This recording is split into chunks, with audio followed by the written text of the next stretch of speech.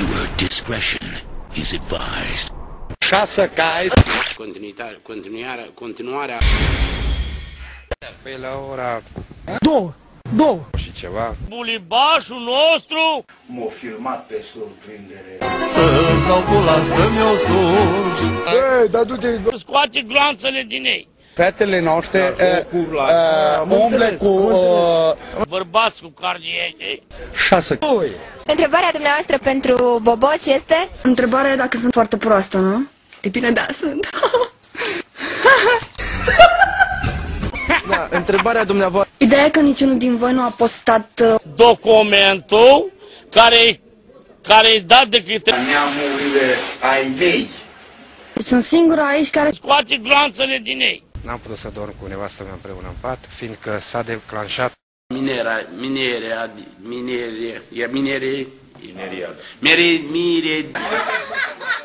Care e pluralul substantivului telecomandă? 2 cai. Pluralul? 2 cai frumoși. O telecomandă, două? Două fece. Care e pluralul la telecomandă? 2. Vreau să fac o prietenă, dar nu găsesc. Caut femeie și nu pot să găsesc femeie. Vreau să-mi găsesc pe cineva până vineri. Vreau să fac o prietenă, dar nu găsesc.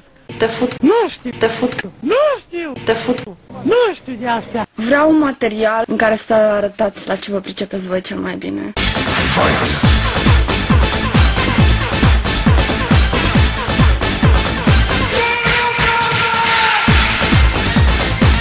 O să dau și eu un preview la ce mă pricep eu mai bine.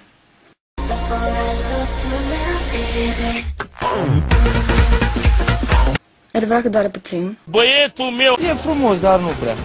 Toate fetele să apeleze la... De unde ești, Dro? De la noi, de unde stăm, din context.